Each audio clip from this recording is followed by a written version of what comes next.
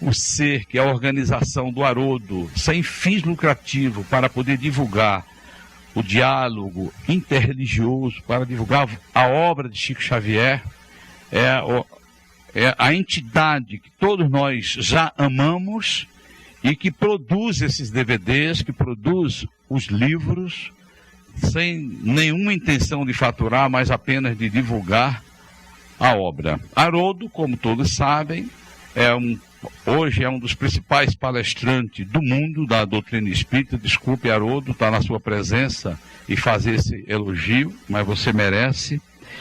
E traduz, como já disse, o Novo Testamento para o mundo, na língua portuguesa. É um magistrado que se dedica, nas horas disponíveis de sua vida, à doutrina espírita, e que, eu diria para vocês, já com o aval do Eurípides, da dona, da diretoria da casa, que todo 2 de abril, quem vai fazer a palestra aqui é o Haroldo Dutra Dias. Vai se tornar já uma tradição.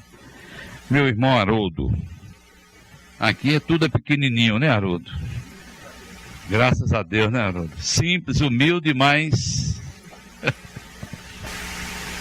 Meus amigos e amigas, irmãos queridos de doutrina, uma boa noite para todos. O que a gente diz no início, né? Não sei, que Jesus é muito bom, porque hoje é aniversário do Chico Xavier, né? Mas quem recebe o presente somos nós. E o que eu poderia ofertar a ele, a não ser as pétalas da gratidão? Eu digo isso porque quando eu iniciei na doutrina espírita, com 15 anos de idade, eu comecei a ler os livros da Sueli, me apaixonei por ela, né? Me tornei um fã. Vi as fotos desse lugar, do Chico aqui, várias pessoas. Esse lugar era um ponto de encontro do movimento espírita todo. Pessoas vinham, Divaldo, tantos outros oradores, médiuns, trabalhadores importantes da doutrina espírita, e vinham aqui comungar do amor do Chico, desse espírito de união, de compartilhamento. E hoje poder vir aqui, nesse lugar que como jovem eu sonhava, e encontrar aqui a Sueli sentada e tantas pessoas queridas,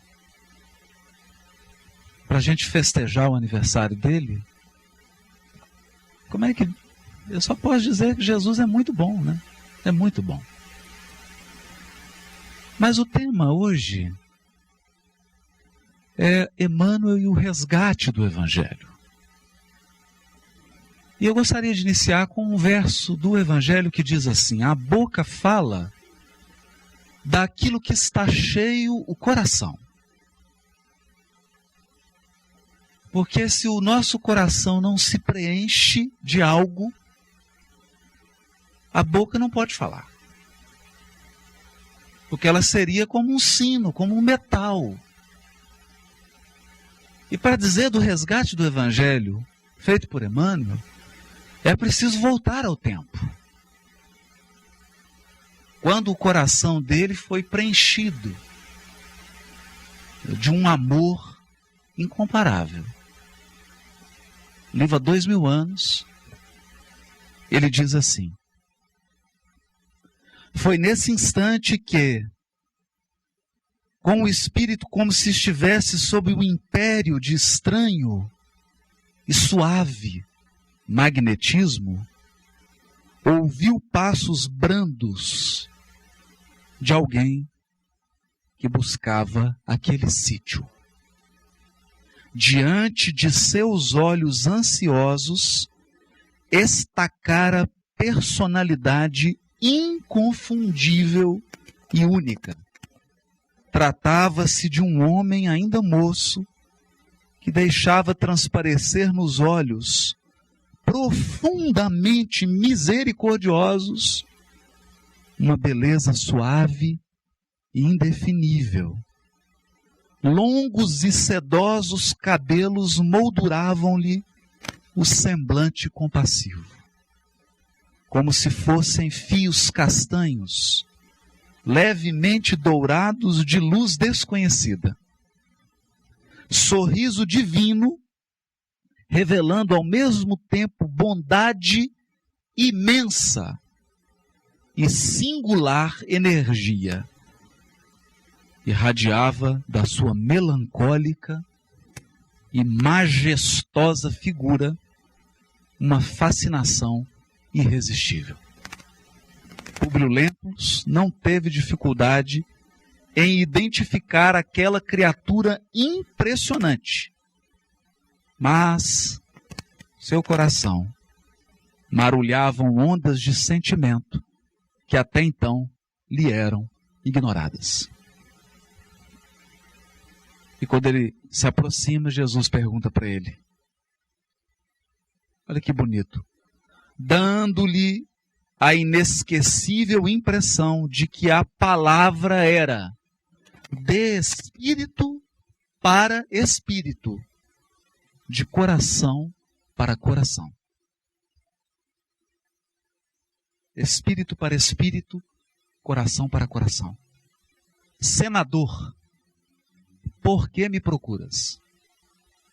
E espraiando o olhar profundo na paisagem, como se desejasse que a sua voz fosse ouvida por todos os homens do planeta, rematou com serena nobreza: fora melhor que me procurasses publicamente e na hora mais clara do dia, para que pudesses adquirir de uma vez só e para toda a vida a lição sublime da fé e da humildade. Mas eu não vim ao mundo para derrogar as leis supremas da natureza, e venho ao encontro do teu coração desfalecido. Sim, não venho buscar o homem de estado superficial e orgulhoso, que só os séculos de sofrimento podem encaminhar ao regaço de meu Pai. Venho atender às súplicas de um coração desditoso e oprimido. E ainda assim, meu amigo, não é o teu sentimento que salva a filhinha leprosa e desvalida pela ciência do mundo. Por quê? Porque tens ainda a razão egoística e humana. É sim a fé e o amor de tua mulher. Porque a fé é divina. Basta um raio só de suas energias poderosas para que se pulverizem todos os monumentos das vaidades da terra. Esse é o encontro. E esse homem superficial se transforma num benfeitor profundo, grave, sério, disciplinado, denso. E aquele senador orgulhoso transmuda-se para um espírito humilde, que ao longo de diversas encarnações jurou dedicar a Jesus todas as suas forças, ao lado de uma pleiade de outros espíritos, uma pleiade de outros. Nós não podemos esquecer disso. Para que o Evangelho se implante definitivamente no mundo dos nossos corações. É esse o resgate. Então é um resgate que tem uma via dupla. Porque a boa nova tem que nascer no mundo. Mas para isso ela precisa nascer em mim, em você. Coração de cada um de nós. Esse não é um resgate fácil.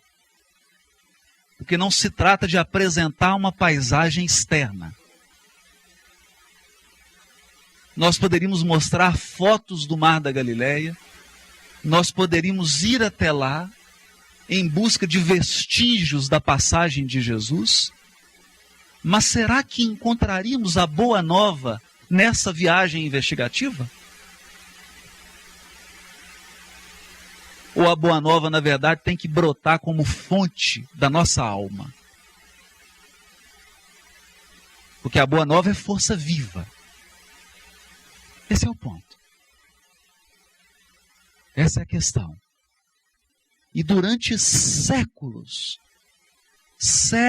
de experiência religiosa, porque não há um de nós aqui presentes, nem encarnados, nem desencarnados, que não tenhamos passado pelos bancos de escola da igreja. Que não tenhamos passado pela experiência da reforma. Que não tenhamos experimentado Jesus sobre todas as denominações possíveis. O que fizemos? É melhor que o silêncio do esquecimento nos proteja. Porque nós já acreditamos que a força de Jesus estava nos objetos. E durante séculos comerciamos objetos, acreditando que eles eram talismãs poderosos que podiam trazer Jesus de volta. Quantas vezes nós acreditamos que o Evangelho estava na hierarquia e seguimos homens e mulheres, seguimos cargos, obedecemos cegamente, porque acreditávamos que aquelas criaturas investidas de cargos humanos eram intermediários de Deus na terra. Nos enganamos. Ou, quantos séculos nós acreditamos que a fé deveria ser imposta à força da espada? E quantas pessoas pereceram porque nós adotamos o lema: crê ou morre. E quantas vezes, em nome de Jesus, nós criamos grupos e facções para agredir uns aos outros. Quem aqui não se recorda da experiência dolorosa da noite de São Bartolomeu?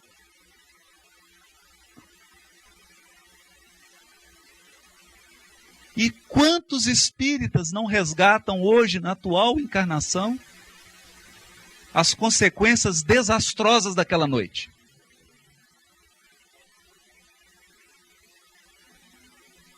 Porque nós imaginávamos Jesus como líder religioso. E acreditávamos estar apaziguados na nossa consciência e na nossa alma, porque seguimos rituais e porque adentramos templos sagrados.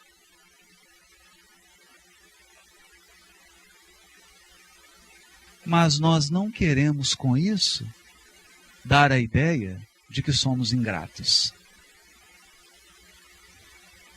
Porque toda experiência evolutiva é tijolo, é alicerce. E sem essas experiências, será que nós estaríamos aqui hoje?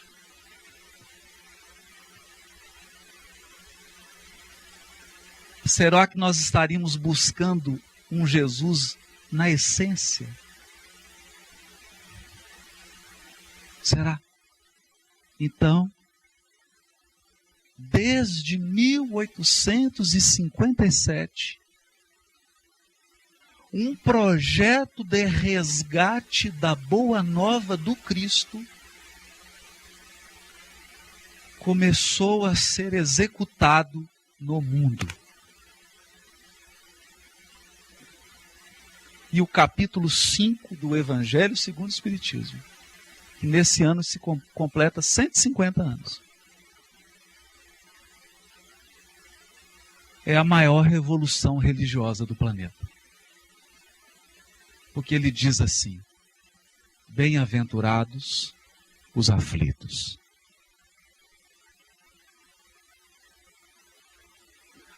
Todas as filosofias do mundo, o nosso professor Regis está aqui presente. Todas as filosofias tremem quando ouvem a palavra dor. Até o grande Buda teve dificuldade em enxergar alguma lição útil no sofrimento e nos animais devorando uns aos outros. Hoje, várias religiões do mundo enchem templos porque prometem um Deus que vai trazer prosperidade.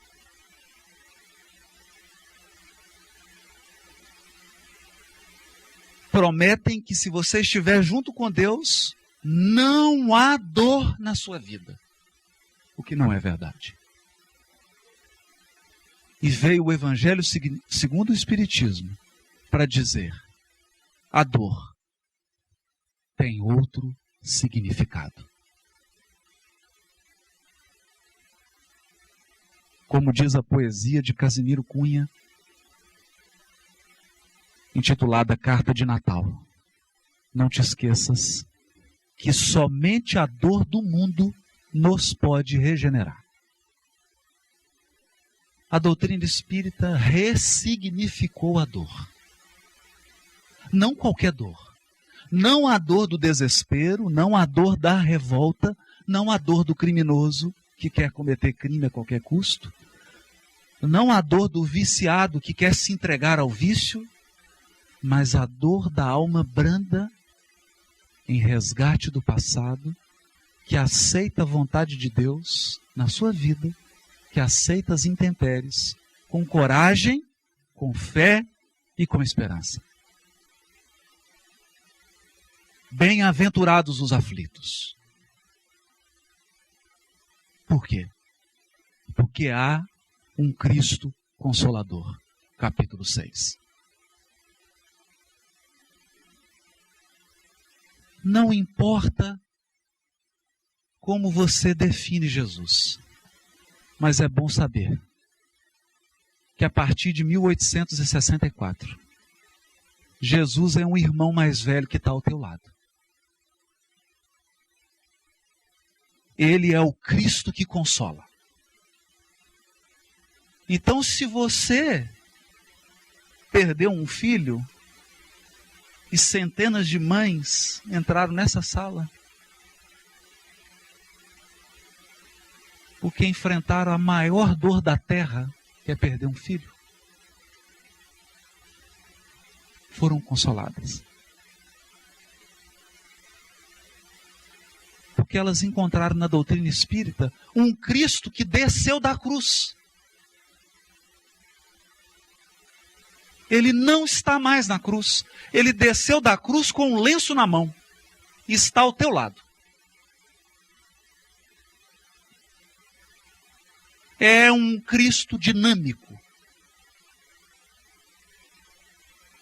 Um Cristo atuante. Mas ao consolar, ele educa. Porque de que vale enxugar as lágrimas se nós mantivermos a disposição de continuar errando? O resgate de hoje se transformará em outro resgate amanhã. Porque a reencarnação e o resgate fazem parte da pedagogia divina. Deus ensina através da lei de causa e efeito. É a pedagogia do amor que reúne verdugo e vítima, ou melhor, parceiros de infortúnio, às vezes no mesmo lar. Ou, em muitos casos, no leito conjugal. É o mestre que consola e que educa. De dinâmico. É o Cristo que está em esferas que a nossa mente humana ainda é incapaz de aquilatar e de avaliar. Mas não é um mestre que está na governadoria do mundo esquecido dos homens. É um mestre que não cessa de descer à terra e caminhar, sobretudo com os abandonados, sobretudo com os aflitos. Porque essa também é a grandiosa lição da doutrina espírita. Quantas instituições de benemerência foram construídas nesse país sob a inspiração da doutrina espírita? Quantas casas de auxílio à criança, de auxílio ao velho, ao leproso, ao portador de sofrimento mental? Tudo porque Jesus abandonou a cruz. Ele não está mais no altar. Jesus não anda mais sobre andores. Desde 1864, Jesus caminha ao nosso lado. Agora, se nós vamos perceber a força da sua consolação, não é algo que lhe diga respeito, mas é algo que diz respeito a cada um de nós. Foi por essa razão que, inspirado nos alicerces da obra do codificador, conclamando Chico ao compromisso, porque esse espírito é de uma dignidade espiritual, ao dizer: nós seguiremos a Jesus e a Kardec. Mas se algum dia, Chico, eu me desviar, procura me esquecer e fica com Jesus e com Kardec. É preciso ter alcançado um nível de maturidade espiritual muito acima da média humana.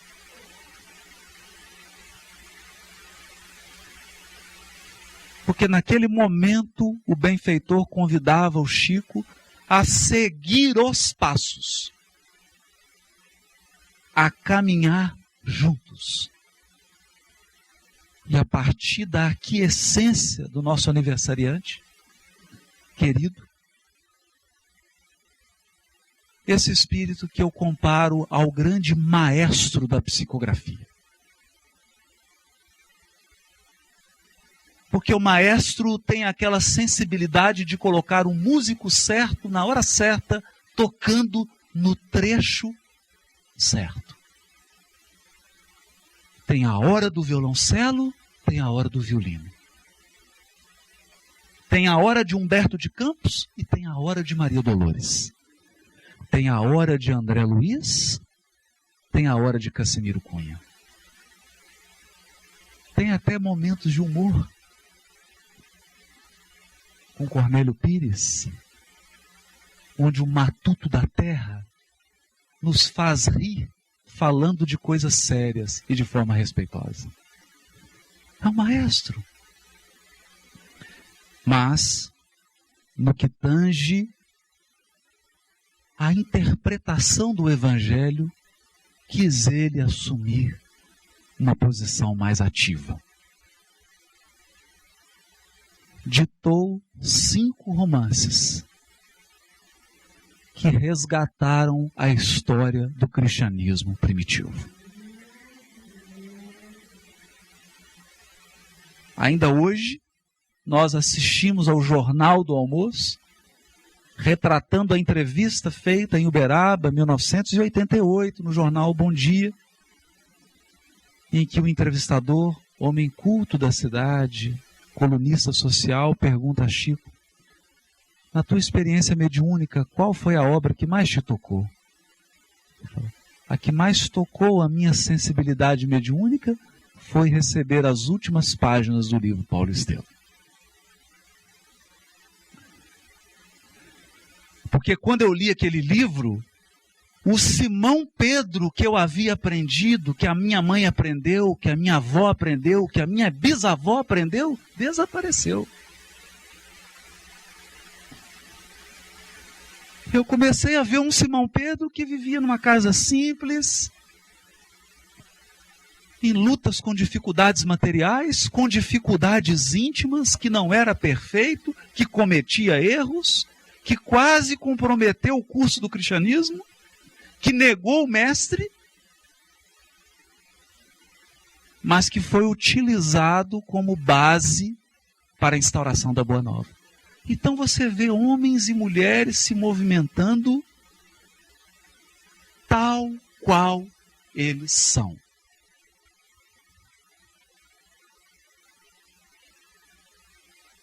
O maior divulgador da Boa Nova na época do Cristo, o maior orador na época do Cristo, foi perseguidor de cristãos.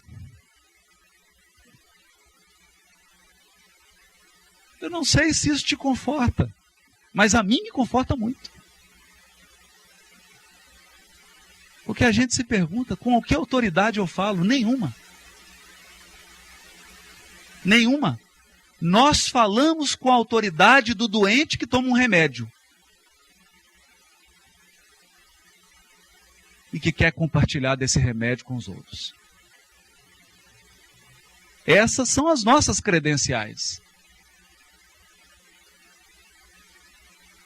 Pois a partir de 1940, Francisco Cândido Xavier encaminhava para a Revista Reformador, todo mês, 2 mensagens. E passaram a ser publicadas naquele periódico. Com o correr do tempo, ele começou a fazer coletâneas dessas mensagens. E a primeira delas foi o livro Caminho, Verdade e Vida.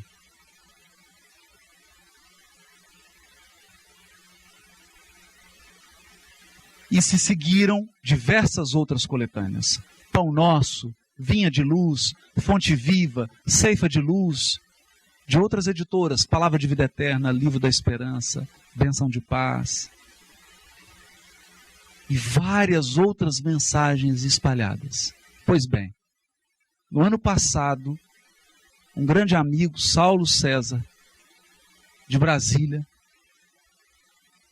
inspirado com essa vontade de fazer essa pescaria e descobrir o que Emmanuel deixou, começou a fazer uma pesquisa em toda a obra psicografada por Francisco Cândido Xavier. Um trabalho investigativo com uma equipe para descobrir mensagens ditadas pelo Espírito Emmanuel que interpretava versículos do Evangelho. E o que ele descobriu? 90% dessas mensagens foram antes publicadas na Revista Reformador. E na Revista Reformador estavam quase 70 mensagens inéditas do Espírito Emmanuel, não publicadas em nenhum livro. E fizeram, então, a proposta para a diretoria da federação para que ela resgatasse essa dívida. E surgiu essa obra. O Evangelho por Emmanuel. 1.600 mensagens catalogadas. Esse é o primeiro volume de um total de 7. O primeiro volume, esse aqui é só o Evangelho de Mateus. Tem o Evangelho de João, o Evangelho de Marcos, o Evangelho de Lucas, depois Atos dos Apóstolos, depois um livro que deve ser 2 vezes maior do que esse, das Cartas de Paulo, e um outro com as Cartas Universais e Apocalipse. 1.600 comentários ao Evangelho, catalogados e colocados na ordem dos versículos do Evangelho. Mateus capítulo 1 e vai seguindo, capítulo 2, capítulo 3, 4, na sequência, para que ninguém tenha desculpa de que eu não encontrei. Mas o projeto era de fato espiritual. Era espiritual. Nós acompanhamos, apoiamos, demos sugestões.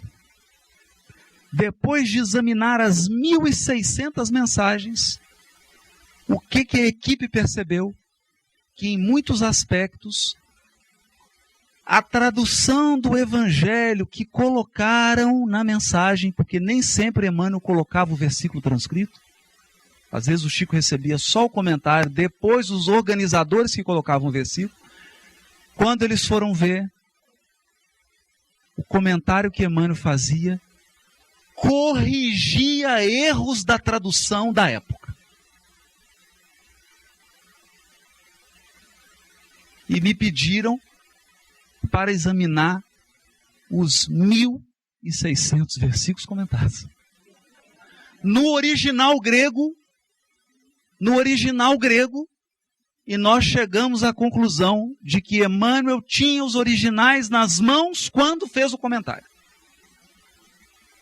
Mas guardamos silêncio sobre isso. O organizador do projeto enviou um e-mail para o Divaldo.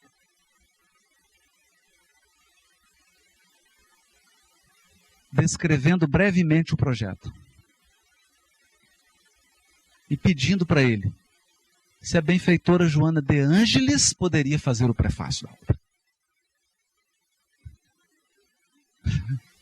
O prefácio do projeto.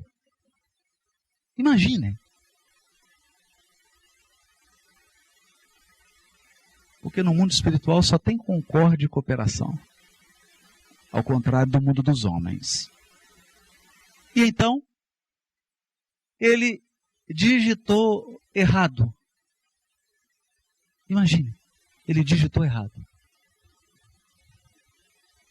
Ele queria dizer para o Divaldo assim: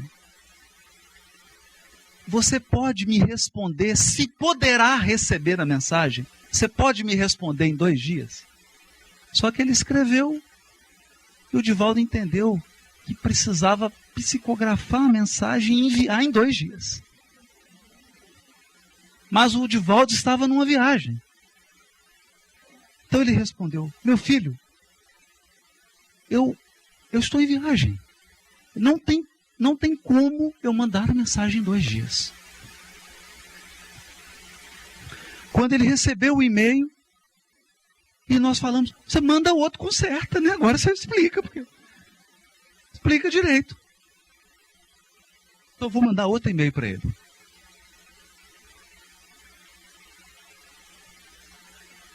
Quando ele se preparava para enviar outro e-mail, ele recebe um segundo e-mail do Divaldo dizendo o seguinte: meu filho, a mãezinha se aproximou de mim e disse assim: você vai escrever?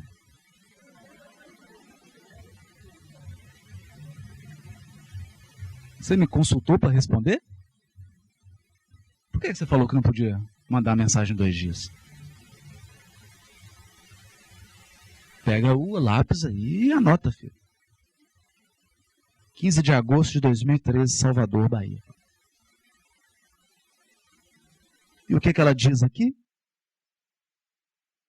Por diversas décadas, o nobre Espírito Emmanuel, através do mediunato do abnegado discípulo de Jesus, Francisco Cândido Xavier, analisou incontáveis e preciosos versículos que constituem o Novo Testamento, dando-lhe a dimensão merecida e o significado na atualidade para o comportamento correto de todos aqueles que amam o Mestre ou o não conhecem, sensibilizando os leitores que se permitiram penetrar pelas luminosas considerações. E ele diz assim: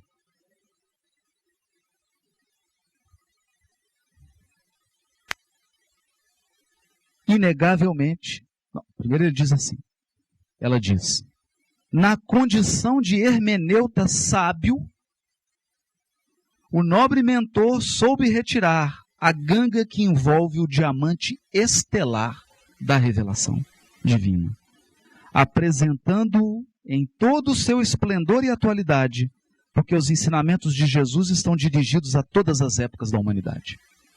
Inegavelmente, é o mais precioso conjunto de estudos do Evangelho de que se tem conhecimento através dos tempos, atualizado pelas sublimes informações dos guias da sociedade, conforme a revelação espírita, dispondo dos originais que se encontram na espiritualidade superior. Emmanuel legou à posteridade este inimaginável contributo de luz e de sabedoria. Não sou eu que estou dizendo, porque fica só a gente dizendo, as pessoas acham que eu estou mentindo, né? E aí foi tão bom isso, porque o que a gente encontra nesse resgate? Discussões teológicas? Discussões históricas? Não.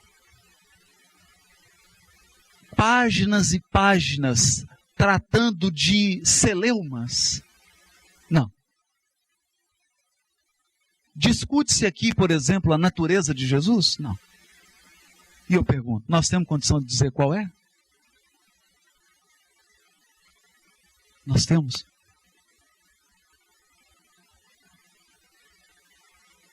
Será que um ser humano tem capacidade para descrever um Cristo?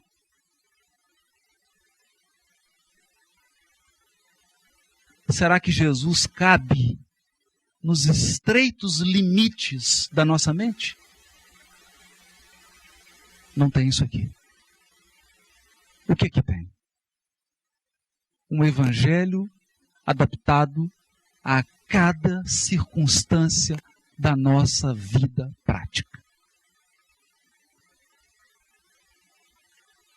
O que tem essa obra de Emmanuel? Um evangelho vivo. Vivo. Então, você ouve a leitura. Quando fores oferecer a tua oferta no altar e descobrires que o teu irmão tem algo contra ti, deixa a tua oferta, vai, reconcilia-te com teu adversário e depois volta e faz a tua oferta.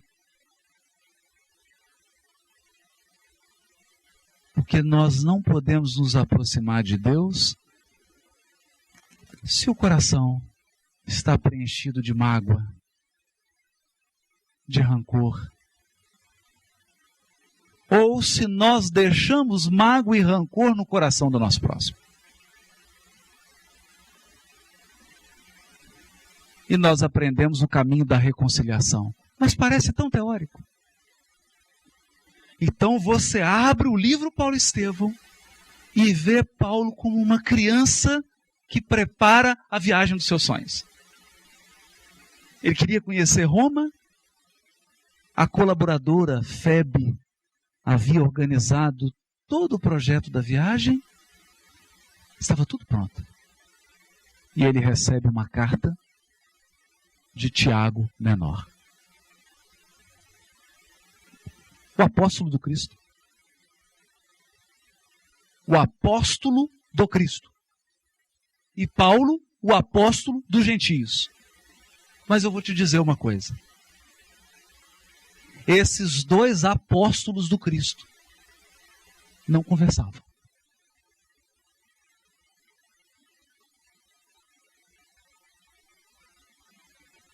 Se isso acontece entre apóstolos, o que dirá conosco? Mas se aproximava o tempo em que esses apóstolos voltariam ao mundo espiritual. E você já imaginou esses apóstolos ao lado de Jesus sem um olhar para o outro? Então o Cristo trata de reconciliá-los. Ele recebe a carta, Tiago pedindo que ele vá a Jerusalém. E ele fala, esse apóstolo é muito abusado. Eu não detesto ele, não tenho ódio por ele, mas também não gosto. Mas ele já havia aprendido, Paulo já havia aprendido a submeter as suas decisões a uma consulta. A consulta do Evangelho. E é por isso que nós temos uma obra dessa de Emmanuel. Porque você diz assim, eu vou lá e vou falar tudo que eu quero para o meu chefe? Deixa eu abrir primeiro, Emmanuel. Eu abri aqui agora, caiu a mensagem, vantagens do perdão. Abri ao acaso. Eu acho melhor não insultá-lo, né? Vamos perdoar o nosso chefe? Abri aqui agora. Então ele abre o Evangelho e cai o trecho para ele. Reconcilia-te com teu adversário enquanto estás a caminho com ele. O apóstolo fecha o pergaminho, cancela a viagem e vai até Tiago. E lá acontece o seguinte. Sabe o que acontece? Acontece algo que eu aprendi com meu amigo Júlio. Você tem uma experiência dolorosa com alguém, aí você tira uma fotografia. E faz uma moldura. Passam 40 anos. E você acha que aquela pessoa ainda é a pessoa da sua fotografia. Só que tem um detalhe, você mudou a pessoa também. Aí você encontra com a pessoa hoje e não percebe que o tempo opera transformações nos seres. A pessoa hoje não é mais a pessoa de ontem. Ela é outra pessoa. Você mudou e ela também. 30 anos se passaram. E Paulo encontra um Tiago menor de cabelo branco sofrido, mas com uma sabedoria e uma resignação, e ele se curva. Ele se curva. Porque ele entendeu que o trabalho do Evangelho é para todos. Então tem aquele que vai oferecer maçã e tem aquele que vai oferecer pera. Tem aquele que vai oferecer mamão e aquele que vai oferecer laranja. Porque tem gente que só come laranja. Tem outros que só comem mamão. Se nós oferecermos só laranja, como é que vamos alimentar quem só come mamão? Tiago menor levava o Evangelho para os hebreus. Para aqueles que estavam aferrados ainda ao Velho Testamento. Paulo levava para os gentios. Duas famílias que precisavam ser alimentadas. O que fazer? Acaso Jesus não é o multiplicador de pães? Então ele entendeu que a tarefa de Tiago e a tarefa de Paulo, dele mesmo, eram tarefas complementares, porque a tarefa integral só pertence a um, ao Cristo. O Senhor da seara é Jesus. Nós, no máximo, cultivamos uma gleba da terra. Um pedaço da terra. Limitado. Um círculo estreito. O Cristo cuida da terra toda. E há a reconciliação. Nós aprendemos que há duas maneiras de resgatar. quando alguém nos faz um mal, nós podemos, porque Deus nos permite. É um direito que nós temos. Quando alguém nos causa um mal, nós temos o direito de retribuir olho por olho, dente por dente.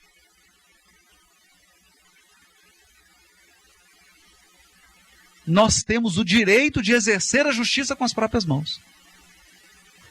Quando nós fazemos essa escolha, o Criador permite que nós exerçamos o nosso livre-arbítrio, mas sabe que nós escolhemos o caminho 100 vezes mais doloroso. E é por isso que nós encontramos obsessores e obsidiados, algemados uns aos outros há 100, 200, 300 anos. Hoje ele foi ofendido e ele persegue. Aí ele se excede na perseguição, a vítima se transforma em verdugo. E nós vamos trocando os papéis. Ora nós somos vítimas, ora nós somos verdugos. Ora nós somos vítimas, ora somos verdugos. E quando os amigos espirituais abrem o processo reencarnatório e perguntam assim, quem é o verdugo, quem é a vítima? Quem? Todos. Não há mais verdugo e vítima. Somos parceiros de infortúnio.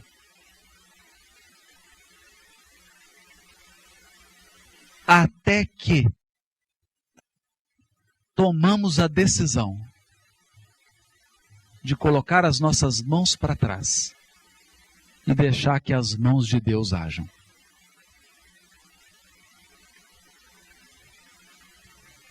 Somos agredidos, perdoamos e deixamos que a justiça divina se faça, porque a justiça divina é o amor que cobre a multidão dos pecados. Mas parece filosófico, não? Parece filosófico, talvez você não entenda. Então você abre o primeiro capítulo do livro Paulo Estevão, o que você encontra? O pai de Gesiel, um velho de cabelos grisados, andando na rua. Podia ser Uberaba, podia ser Juiz de Fora, podia ser Belo Horizonte, podia ser Nova York. Podia ser qualquer cidade. E ele encontra soldado que lhe dá um tapa forte no rosto. Tudo por ódio racial. E ele volta, toma outra tapa no rosto. Então ele resolve fazer o quê? Resolve fazer justiça com as próprias mãos. E o filho diz para ele, pai, confia em Deus. Deixa que a justiça divina atue. Não, eu vou exercer a justiça. E ata fogo às terras de Licínio Minúcio. E começa o romance Paulo Estevão. A saga trágica que já se inicia com a morte de Iorredeb, o pai de Gesiel. Tudo por quê? Porque a senda de quem escolhe fazer justiça com as próprias mãos é uma senda de espinhos, é uma senda de dor, é uma senda de ódio, é uma senda de morte.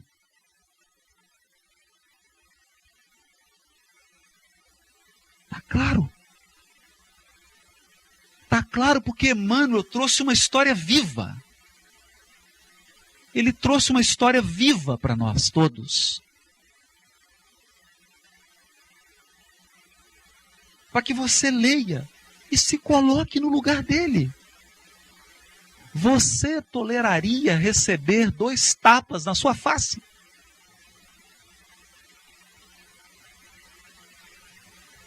Se a prefeitura, se o Estado tomasse metade das suas terras, você aceitaria? O que você faria?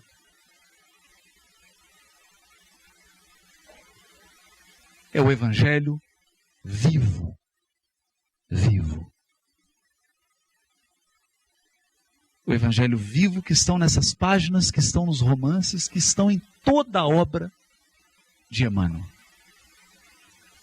Porque ele trouxe o Jesus para a nossa vida, para as ruas, para as casas,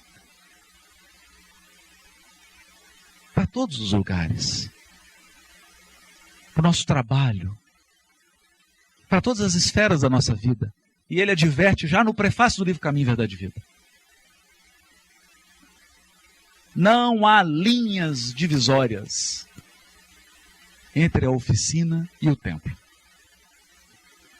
Toda a terra é santuário de adoração e oficina de trabalho.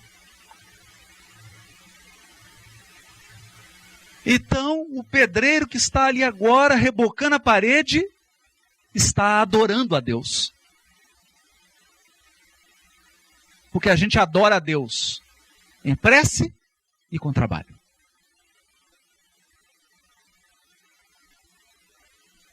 O homem do campo que está agora semeando o arroz, o café, está adorando a Deus. E nós aqui agora estamos adorando a Deus em prece, nos conectando com as forças superiores da vida, para que o nosso coração se encha de inspiração e de força, de sustentação, para suportar as lutas que já nos atingiram e as que nos esperam. E aquelas que nos esperam. Evangelho vivo. Mas Emmanuel não se contentou em usar o lápis. O lápis é pouco. Então chegou um momento que a gente não sabia se ele estava escrevendo com o lápis ou com o Chico.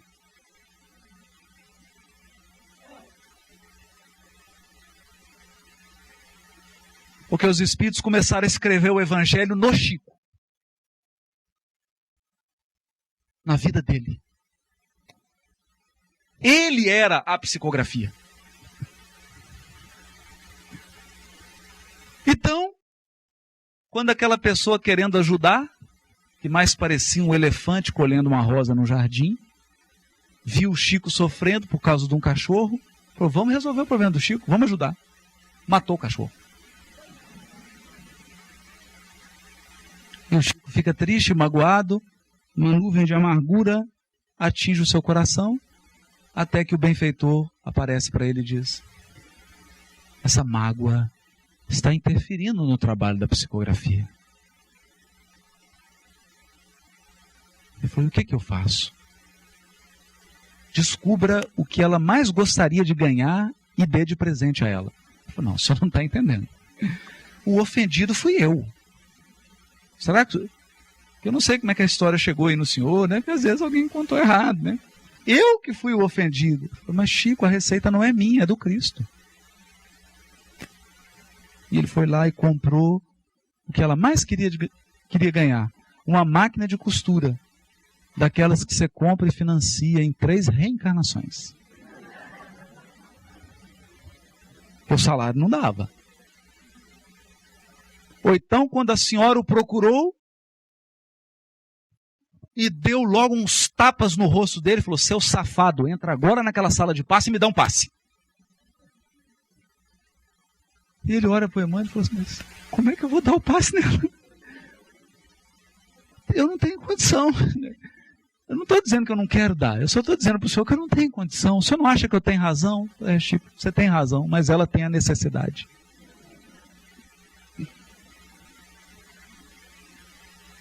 Então a psicografia foi onde?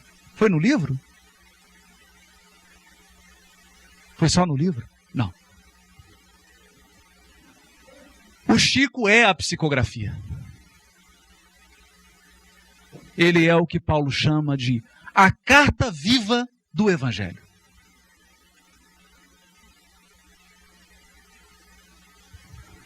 Mas nós só dizemos isso porque Jesus quer transformar cada um de nós aqui em carta viva, não só ele. Não só ele, todos nós. Então, quais letras Jesus quer gravar em você? A humildade quer gravar. Na minha vida, na sua. Amor, amor. Compaixão? Compaixão. Sabedoria? Sabedoria. Na vida. Para que a gente seja uma carta ambulante.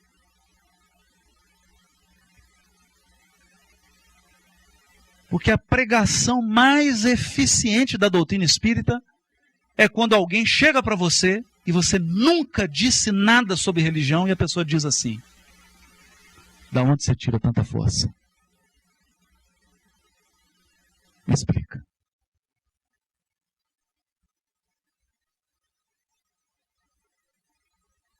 Por que você não caiu ainda?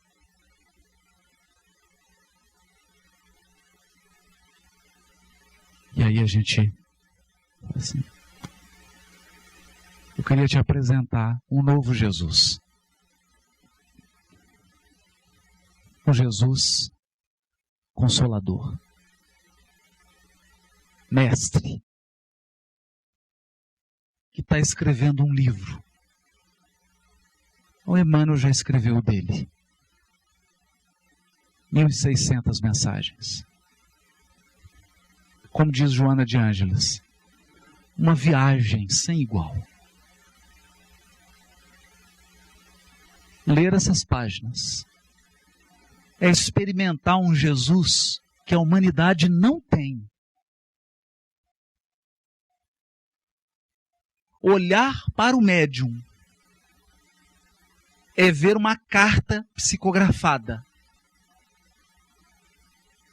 viva. Agora é a nossa vez. A minha, a sua. Porque a Terra funciona como a escola.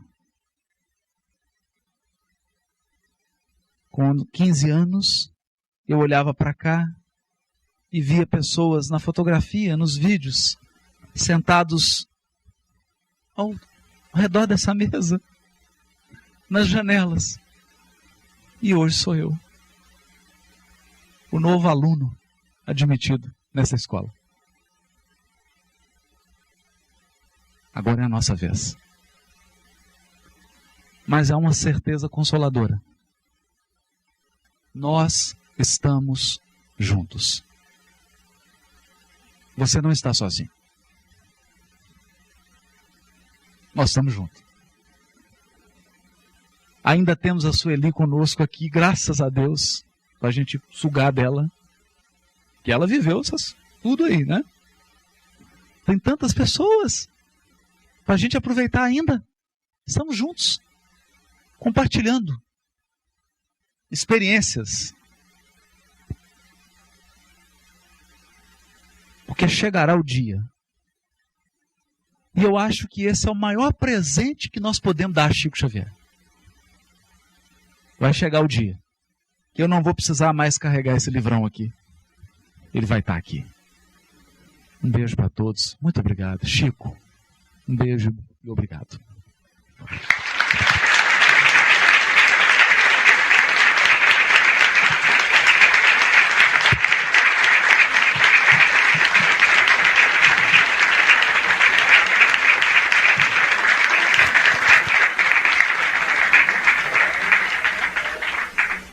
Outra vez, nas bem-aventuranças de Chico Xavier, nós estamos vivendo esses momentos, né? E é com muita gratidão que nós vamos agora ouvir o nosso Carlos Chance para terminar a reunião aqui para conosco e vibrando no agradecimento ao nosso Haroldo, né? Que Chico possa nos abençoar. Antes da prece, eu gostaria de dizer a todos que aqueles que aqui vieram durante todos esses anos puderam vivenciar os momentos com o homem chamado amor. E olhando essa multidão, nós relembramos a página dos 500 da Galileia, porque o doutor Haroldo disse, cabe 80, mas somos uns 300 ao todo aqui. Como se fôramos os convidados deste momento. Vamos agradecer a Jesus.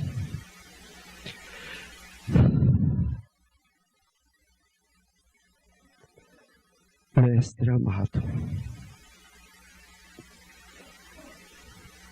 não sabemos como agradecer este convite agradável, incisivo, que é um verdadeiro presente para todos nós que aqui nos encontramos.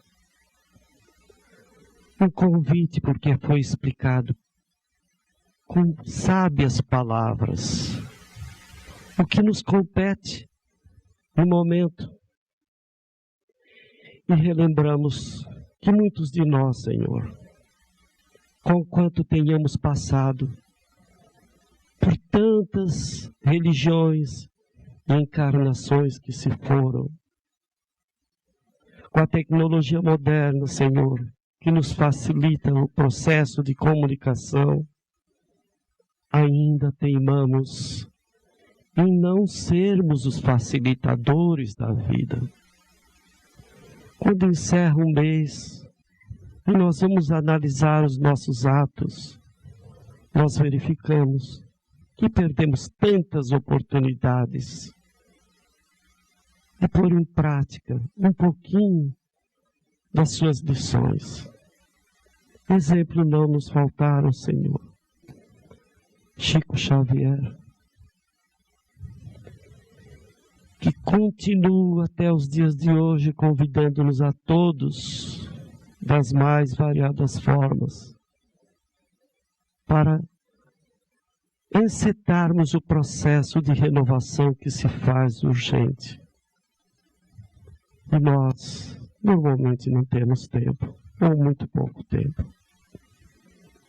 O aniversário, Senhor, é de Chico Xavier.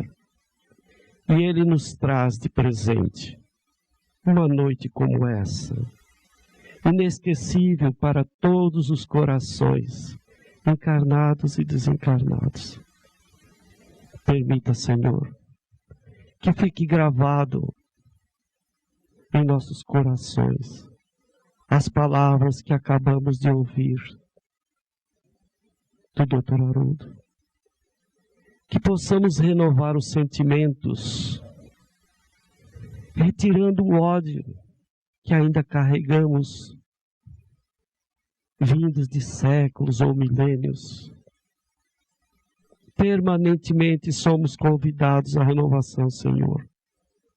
Mas que o convite desta noite possa calar fundo em todos nós, porque sabemos, temos a certeza, esse é o convite não só do Senhor, mas também de Chico Xavier, neste momento. Para que a gente possa entender que nós viemos na Terra para aprender a amar e insistimos durante séculos. Tínhamos justificativas, mestre. Não tínhamos acesso à informação. Não tínhamos a ideia de que aquele a quem iríamos agredir ou complicar a vida poderia ter sido nosso pai ou nossa mãe há 200, 300 ou mais anos atrás. Mas hoje nós temos essas informações, Senhor. Permita que os nossos anjos guardiões, que os nossos espíritos que nos facilitam a existência num corpo de carne, possam encontrar em nossos corações todo o espaço para que, de vez por todas, aprendamos a optar pelo melhor. E sabemos, Senhor, que o melhor continuará sendo sempre o amor, que vai fazer com que a caridade se expanda em todos os limites. Oxalá possamos nós, os 300 que nos encontramos reunidos nesta noite, sermos também, ainda que palidamente, facilitadores da vida e multiplicadores de ações específicas no bem, não deixando para depois. Depois poderá acertar, bem sabemos. Abençoa-nos, Senhor. Abençoa todos aqueles que trabalham no bem. Abençoa, Senhor, o Dr. Eurípides, a Donda, que estão ao longo desses anos levando avante